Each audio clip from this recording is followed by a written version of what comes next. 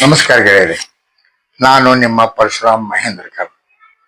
ವಿಜಯ ಗರ್ಜನೆ YouTube ಚಾನಲ್ಗೆ ತಮ್ಮೆಲ್ಲರಿಗೂ ಸ್ವಾಗತ, ಸುಸ್ವಾಗತ.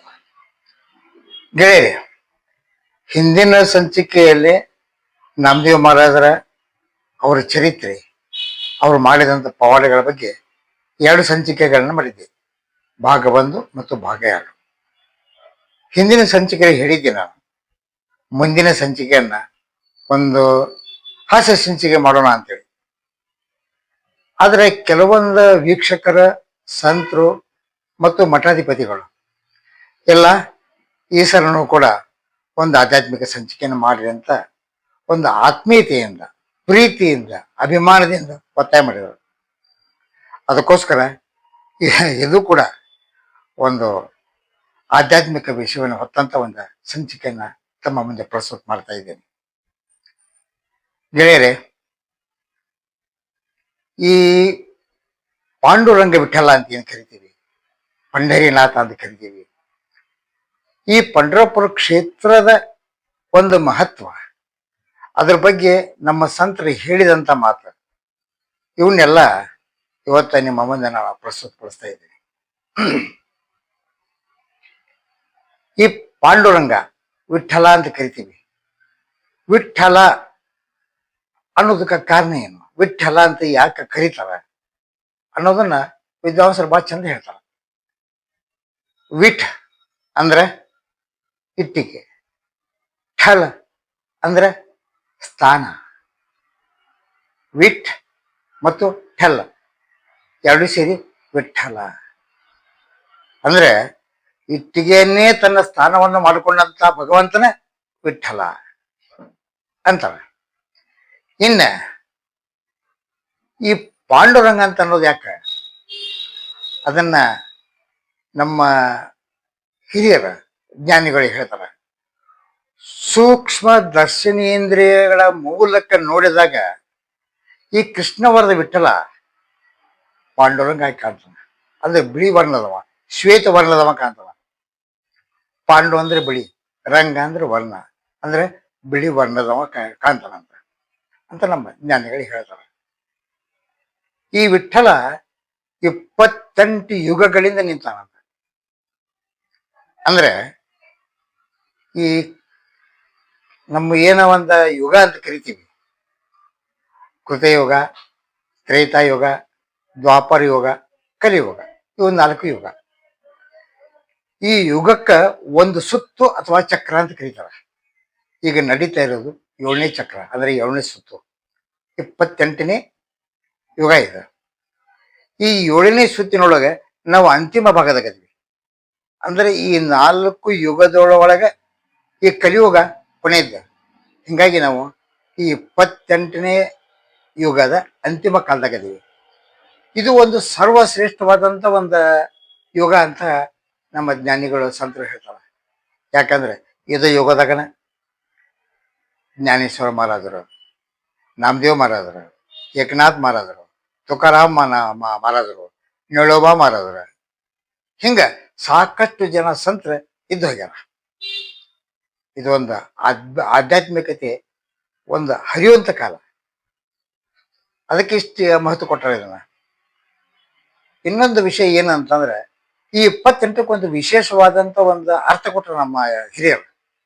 ಅಂದ್ರೆ 4 ವೇದ, 6 ಶಾಸ್ತ್ರ, 18 ಪುರಾಣ ಸೇರಿದಾಗ 28.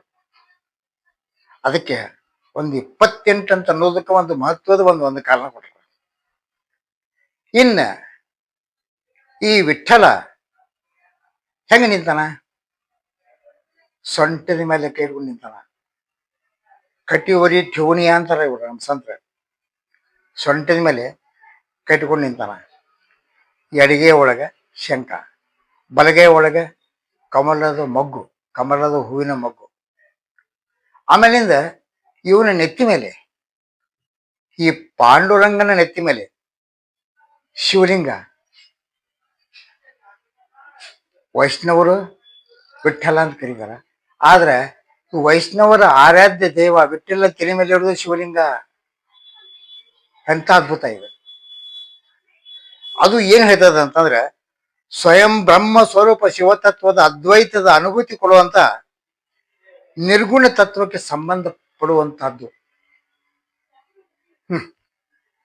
ಎಷ್ಟ ಒಂದು ಅರ್ಥ ಗರ್ಭಿತವಾಗಿ ಹೇಳ್ಯಾರ.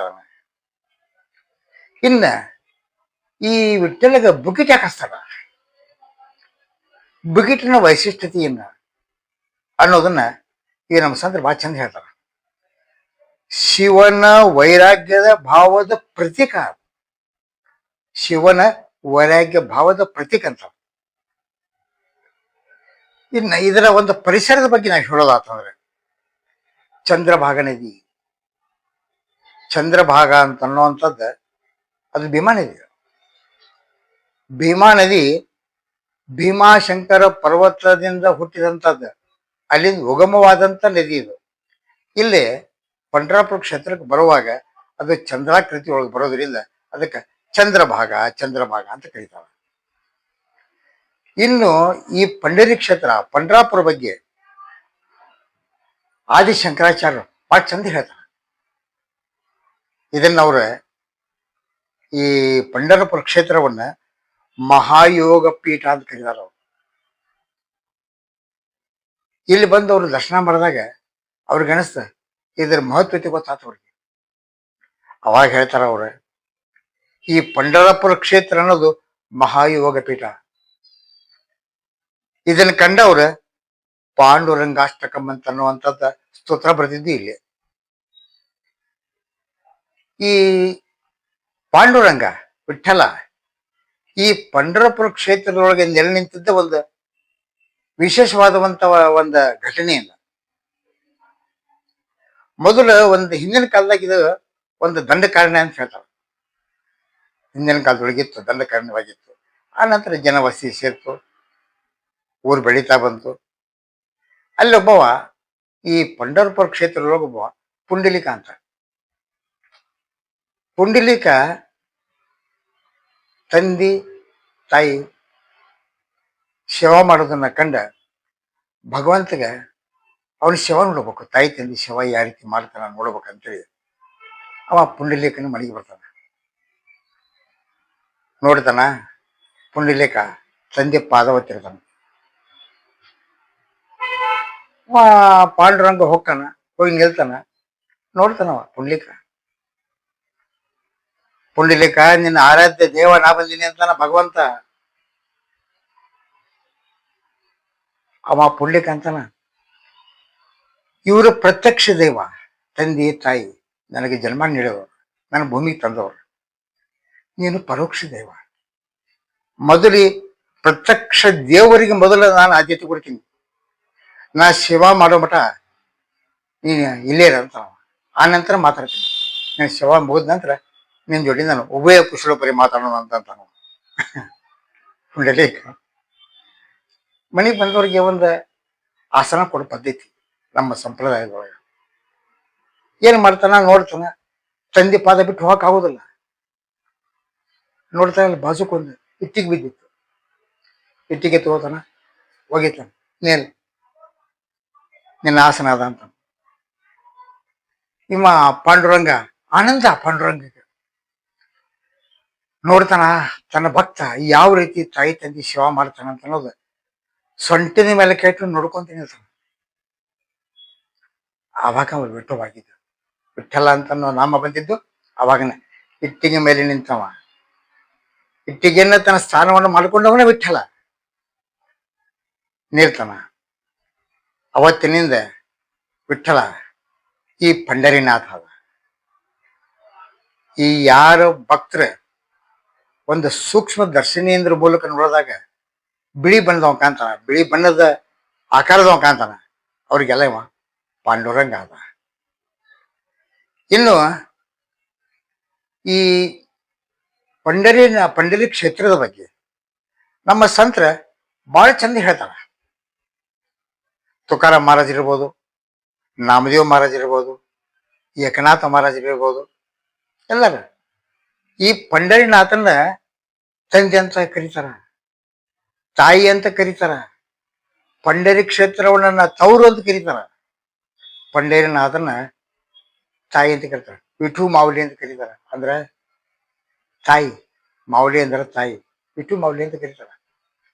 ಅಂದ್ರೆ ಒಂದ ಭಗವಂತ ಮತ್ತ ಭಕ್ತರ ನಡುವೆ ಇರುವಂತ ಅನ್ಯೋನ್ಯ ಸಂಬಂಧ, ಅನ್ಯೋನ್ಯ ಬಾಂಧವ್ಯ ಯಾವ ರೀತಿ ಇತ್ತು ಅಂತ ಅನ್ನೋದನ್ನ ಅವರ ಈ ಅಭಂಗಗಳು ಹೇಳ್ತಾವ. ನಿಮಗೆ ಹೇಳ್ಬೇಕಂತಂದ್ರೆ ಈ ಪಾಂಡುರಂಗ ಏನು ಒಂದ ಇಟ್ಟಿಗೆ ಮೇಲೆ ನಿಂತ ಸೊಂಟೆ ಮೇಲೆ ಕೇಳ್ಕೊಂಡು ನಿಂತಲ್ಲ, ಇದ್ರ ಬಗ್ಗೆ ತುಕಾರ ಮಹಾರಾಜರು ಬಹಳ ಚಂದ ಹೇಳ್ತಾರೆ. ಸುಂದರತೆ ಧ್ಯಾನ ಉಭಯ ವಿಟೇವರಿ ಕರ ಕಟಿವರಿ ಠೇವಣಿಯ. ಸುಂದರತೆ ಧ್ಯಾನ ಉಭಯ ವಿಟೇವರಿ ಅಂತ ಈ ನಾವು ಧ್ಯಾನ ಮಾಡುವಂತ ಸುಂದರ ರೂಪ ವಿಠಲ ಇಟ್ಟಿಗೆ ಮೇಲೆ ನಿಂತಾನ. ಹೆಂಗ್ ನಿಂತಾನ? ಕರೆ ಕಟಿವರಿ ಠೇವಣಿಯ, ಸೊಂಟದ ಮೇಲೆ ಕಟ್ಕೊಂಡು ನಿಂತಾನಂತ. ತುಳಸಿ ಹಾರಗಳ ಕಾಶಿ ಪೀತಾಂಬರ, ಕೊಳ್ಳಾಗ ತುಳಸಿ ಹಾರ, ಕಾಶಿ ಪೀತಾಂಬರ ಕಾಶಿ ಪೀತಾಂಬರ ಹುಟ್ಟಾನ. ಅವಳೇ ನಿರಂತರ ಹೆಚ್ಚಿ ಧ್ಯಾನ. ಅವನ ಧ್ಯಾನ ನನಗೆ ನಿರಂತರ, ಅವನ ಧ್ಯಾನ ನನಗೆ ಆನಂದ ಆಕೈತೆ. ನನಗೆ ಅವಳೇ ನಿರಂತರ ನನಗಿಷ್ಟ. ಅವನ ಒಂದು ಧ್ಯಾನ ಮಾಡೋದ್ರಿಂದ ನನಗೆ ಅದ್ಭುತ ಆನಂದ, ಆತ್ಮಾನುಭವ ಅಂತಾರ ಅದಕ್ಕೆ. ಹಂಗಾಗೈತೆ ಅಂತ ತುಕಾರಾಮ. ಅದೇ ರೀತಿ ನಮ್ಮ ನಾಮದೇವ ಮಹಾರಾಜರು ಹೇಳ್ತಾರ, ಅವತಾರಾಚಾರ ರಾಶಿ ಉಭಾ ವಿಟೇವರಿ ಶಂಖ ಚಕ್ರ ಗದಾ ಪದ್ಮ ಸಾಹಿತ್ಯ ಹರಿ. ನಾಮದೇವ ಮಹಾರಾಜರು ಹೇಳ್ತಾರ, ಅವತಾರಾಚಾರ ರಾಶಿ 10 ಅವತಾರಗಳು ಎತ್ತಿದವ ಭಗವಂತ. ಅವ ಇಟ್ಟಿಗೆ ಮೇಲೆ ನಿಂತಾನ. ಹೆಂಗ್ ನಿಂತಾನ ಅಂತಂದ್ರ ಶಂಖ ಚಕ್ರ ಗದಾ ಪದ್ಮ ಸಾಹಿತ್ಯ ಹರಿ. ಕಣ್ಣಿ ಕಾಣಂಗಿಲ್ಲ ಶಂಖ ಚಕ್ರ ಗದಾ, ಯಾಕಂದ್ರೆ ಇವ ಸಾತ್ವಿಕ ಭಗವಂತ. ಯಾರು ಶಿಕ್ಷೆ ಮಾಡವಲ್ಲ. ಎಂತ ದೂರ್ತರನ್ನು ಕಂಡ್ರು, ಎಂತ ಕುಳರನ್ನು ಕಂಡಾಗ ಅವನ ಸರಿ ಹದಿಗೆ ತಂದವ. ಯಾವುದೋ ಒಂದು ಶಸ್ತ್ರಾಸ್ತ್ರ ಉಪಯೋಗ ಮಾಡದನ ಸಾತ್ವಿಕ ಭಗವಂತ ಅಂದ್ರೆ ಈ ವಿಠೋಬನ. ಇವ್ರು ಹೇಳ್ತಾರ ನಮ್ಮ ತುಕಾರಾಮ್ ಮಹಾರಾಜ್ರ, ಸಕಲ ಹಿ ಪಾಪೆ ಗೆಲಿ ದಿಗಾಂತರಿ ವೈಕುಂಠ ಪಂಡರಿ ದೇಕಲಿಯ ಅಂತ ಮಾತು. ಸಕಲ ಹಿ ಪಾಪ ಗೆಲಿ ದಿಗಾಂತರಿ, ಎಲ್ಲಾ ಪಾಪ ನಿರ್ನಾಮ ಹಾಕುವಂತ. ದಿಗಾಂತರಿ ಹಾರು ಬಿಡ್ತಾವ ಆಕಾಶಕ್ಕೆ ಎಲ್ಲಾ ಪಾಪ. ಯಾವಾಗ? ವೈಕುಂಠ ಪಂಡರಿ ದೇಖಲಿಯ. ವೈಕುಂಠ ಪಂಡರಿ, ವೈಕುಂಠ ಭೂ ವೈಕುಂಠ ಅಂತ ಏನ್ ಕರೀತೀವಿ ನಾವು. ಈ ಪಂಡರಿ ಕ್ಷೇತ್ರ ನೋಡಿಬಿಟ್ರೆ ಸಾಕು, ಎಲ್ಲಾ ಪಾಪಗಳ ನಾಶ ಆಕ್ಕವಂತಾರ. ಮತ್ತ ಒಂದ ಅಭಂಗದಾಗ ನಮ್ಮ ತುಕಾರಾಮ್ ಮಹಾರಾಜರು ಹೇಳ್ತಾರ, ಬಾಪ ಮಾಜ ದೀನನಾಥ ವಾಟ ಭಕ್ತಾಚಿ ಪಾಹತ. ಬಾಪ ಮಾಜ ನನ್ನ ತಂದೆವ ದೀನನಾಥ ಪಂಡರಿನಾಥ, ಅನಾಥರ ನಾಥವ ಭಗವಂತ, ಅನಾಥರ ನಾಥ ಪಂಡರಿನಾಥ. ಇವ ಭಕ್ತರ ಒಂದ ಹಾದಿಗೆ ಹಾಕಿರ್ತಾನಂತ. ವಾಟ ಭಕ್ತಾಚಿ ಪಾಹತ ಖರಟೆವನಿಯ ಕಟಿ. ಅವ ಹೆಂಗ ನಿಂತಾನ ಅಂತಂದ್ರ ಈ ಸೊಂಟದ ಮೇಲೆ ಕೈಟ್ಕೊಂಡು ನಿಂತಾನ. ಉಬಾ ಭೀಮಾರಿ ಚತಿ, ಎಲ್ಲಿ? ಭೀಮಾ ನದಿಯ ದಂಡಿ ಮೇಲೆ ನಿಂತಾನಂತವ. ಆ ಬಳಿಕ ಈ ಪಾಂಡುರಂಗನಿಗೆ ತಾಯಿ ಅಂತ ಕರೀತಾರಲ್ಲ, ನಮ್ಮ ನಮ್ದೇ ಮರದ್ರಿ ಯಾವ ರೀತಿ ಕರೆದ್ರು? ಏಗ ಏಗ ವಿಠಾಬಾಯಿ ಮಾಜಿ ಪಂಡರಿ ಚಾಯಿ. ಹೇಳ್ಬೇಕಂದ್ರ ತಾಯಿ ಸ್ವಲ್ಪ ಅಂತಃಕರಣ ಮಮತಾಮಯಿ ಭಕ್ತರ, ನಮ್ಮ ಸಂತರ ಕಷ್ಟ ಅಂದ ಓಡಿ ಬರೋಣ ಈ ಪಾಂಡುರಂಗ. ಅದಕ್ಕೆ ಅವಂಗ ಮಮತಾಮಯಿ ಅನ್ಬೇಕು, ತಾಯಿ ಅನ್ಬೇಕು, ತಂದೆ ಅನ್ಬೇಕು. ಈಗ ತಂದೆ ಆದವ ಬಳ್ಳಿ ಹಿಡಿದು ನಡೆಸ್ತಾನ, ಹಾದಿ ತೋರಿಸ್ತಾನ. ತಾಯಿ ತಾನು ಹೊಟ್ಟೆ ಹಸಿದಿದ್ದರೂ ಕೂಡ ತುತ್ತ ಅನ್ನ ತನ್ನ ಕೂಸಿಗಿಲ್ಲ ಅಂತ ಕಾಯ್ದಿಟ್ಟಿರ್ತಾನ. ತಂದೆ ವಾತ್ಸಲ್ಯ, ತಾಯಿ ಮಮತ, ಈ ಎರಡೂ ಭಗವಂತನಲ್ಲೇ ಅದಾವ. ಅದನ್ನ ನಮ್ಮ ಸಂತರ ಬಹಳ ಚಂದ ಹೇಳ್ತಾರೆ. ಇನ್ನೊಂದು ವಿಷಯ ನಿಮಗೆ ನಾನು ಹೇಳ್ಬೇಕು. ಈ ಏಕನಾಥ್ ಮಹಾರಾಜ್ರ ಹೇಳ್ತಾರ, पंढरपूर ಕ್ಷೇತ್ರದ ಬಗ್ಗೆ ಬಹಳ ಚಂದ ಹೇಳ್ತಾರ ಅವ್ರು. माझे माहेर पंढरी आहे बिमारीची तीरी. ನನ್ನ ತೌರ್ಮಣಿ पंढरी ಕ್ಷೇತ್ರ ಅದು ಎಲ್ಲೈತಿ ಅಂದ್ರೆ ಭೀಮಾ ನದಿ ದಂಡಿ ಮೇಲೆ ಐತಿ.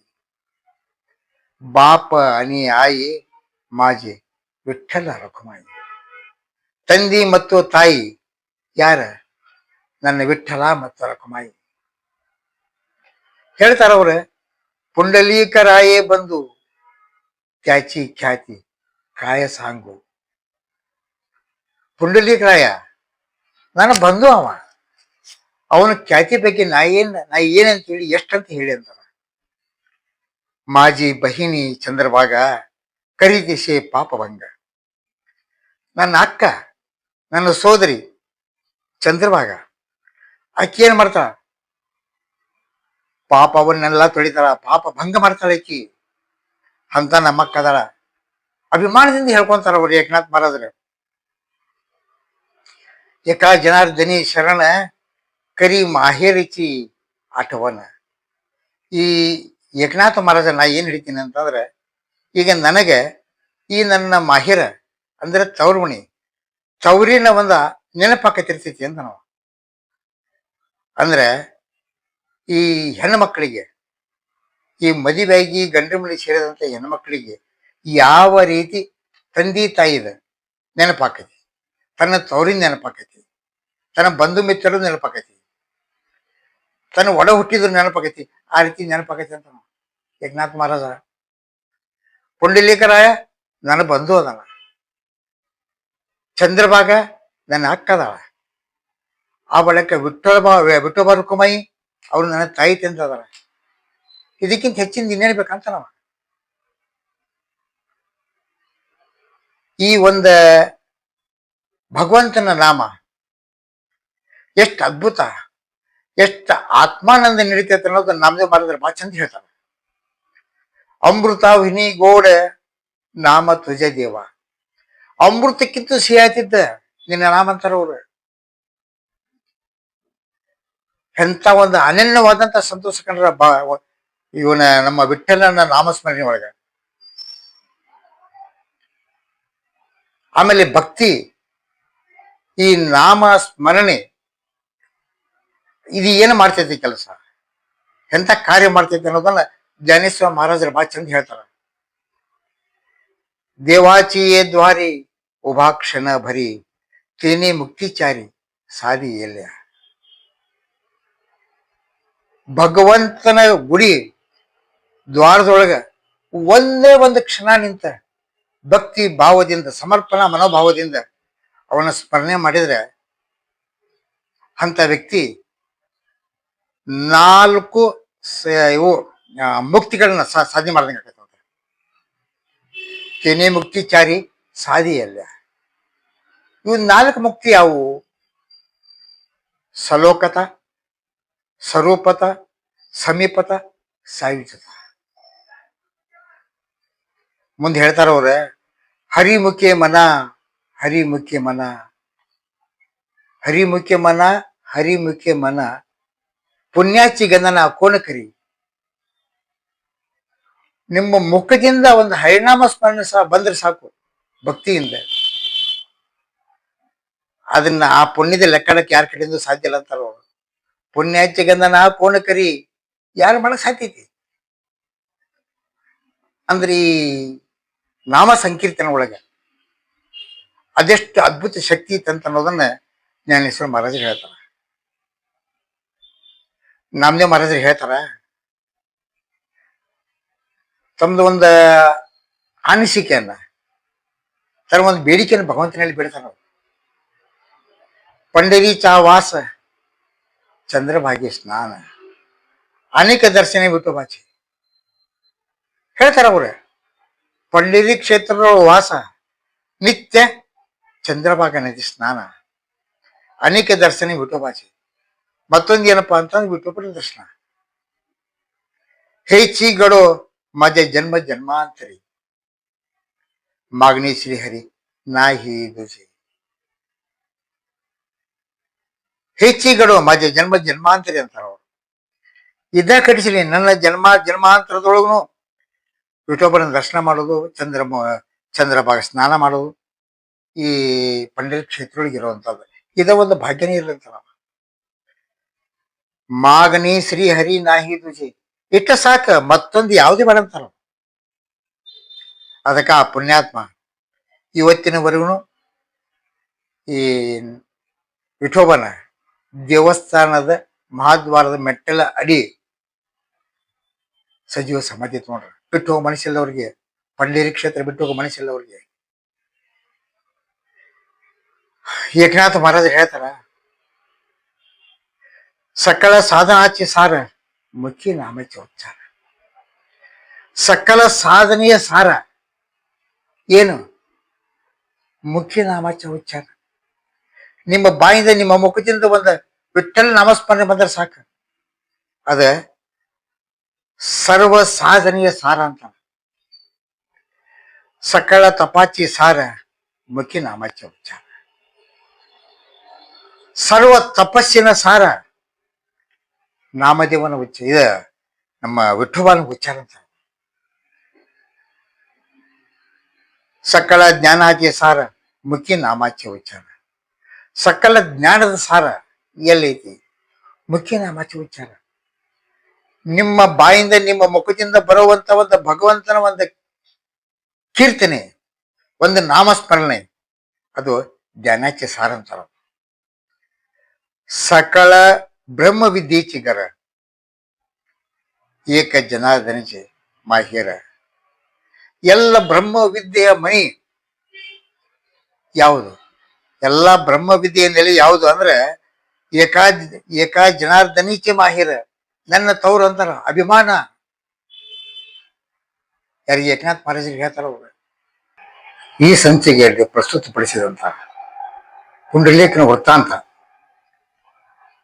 ಅದು ಅವನ ವೃತ್ತಾಂತದಲ್ಲಿ ಬರುವಂತ, ಅವ ತಂದೆ ಮೇಲೆ ಇಟ್ಟಿರುವಂತ ಪ್ರೀತಿ, ಗೌರವ, ಭಕ್ತಿ, ಕಾಳಜಿ, ಕಳಕಳಿ ಮತ್ತು ಶಿವ ಮನೋಭಾವ, ಇವನ್ನೆಲ್ಲ ನೋಡಿದಾಗ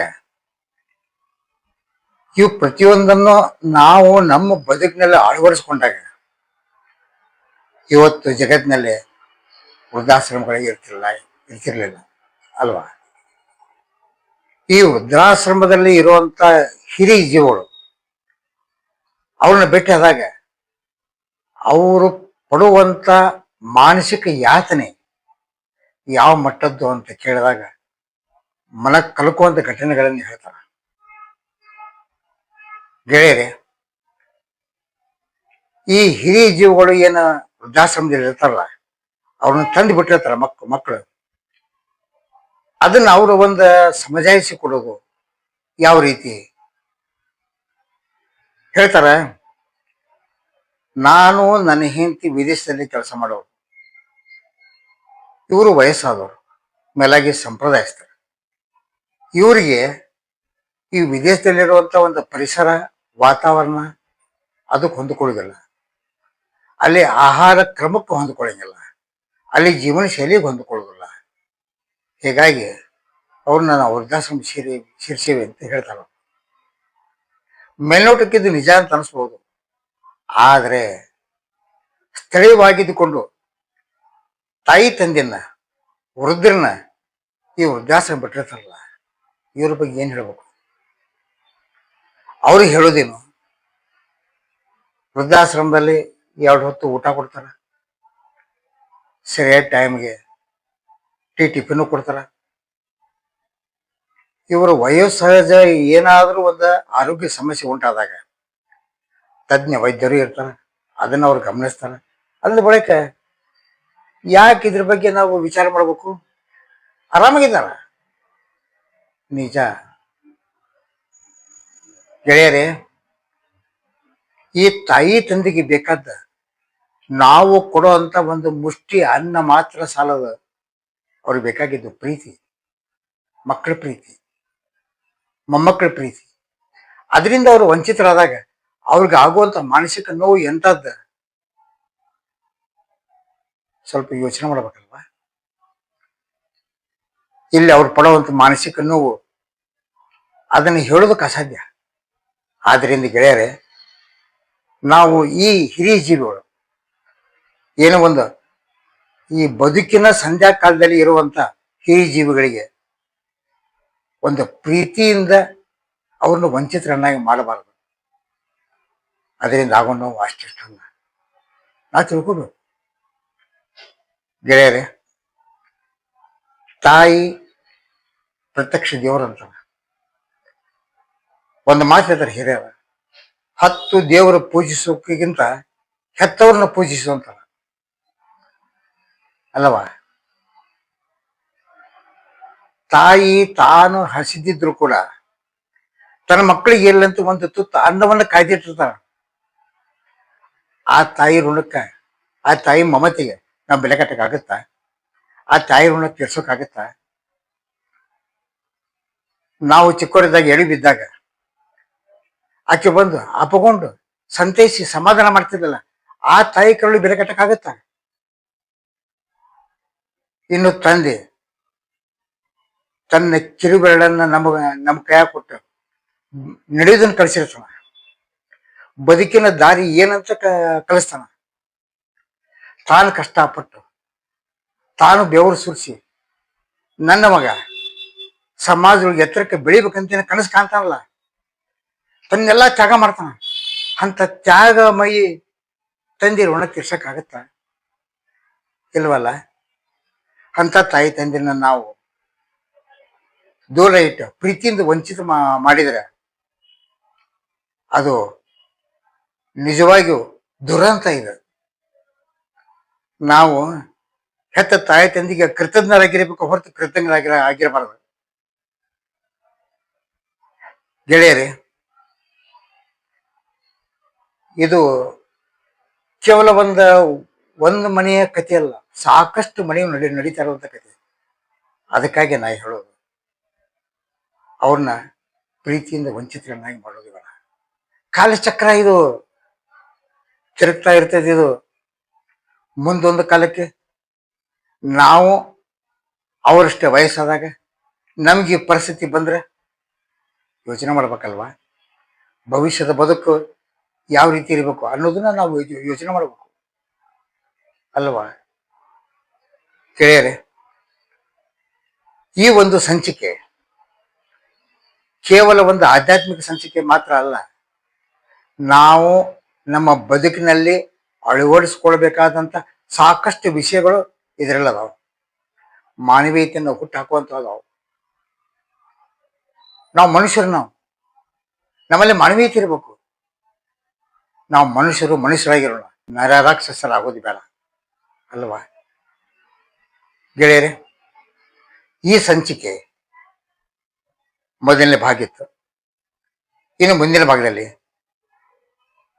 ಈ ವಿಠ್ಠಲ ತನ್ನ ಭಕ್ತರಲ್ಲಿ ಮಾಡಿದ ಪವಾಡಗಳಿಗೇನು, ಅದು ಗೊರ ಕುಂಬಾರ ಇರ್ಬೋದು, ಸಂತ ಸಕೋವ ಇರ್ಬೋದು, ಚೌಕಾ ಮೇಳ ಇರ್ಬೋದು, ಸವತ ಮಳಿ ಇರ್ಬೋದು, ನರಹರಿ ಸೋನಾರ ಇರ್ಬೋದು, ಇವರು ಬದುಕಿನಲ್ಲಿ ಮಾಡಿದಂಥ ಪವಾಡಗಳ ಬಗ್ಗೆ ಮುಂದಿನ ಸಂಚಿಕೆಯಲ್ಲಿ ನಾನೇ ಮುಂದೆ ಪ್ರಸ್ತುತಪಡಿಸ್ತೀನಿ.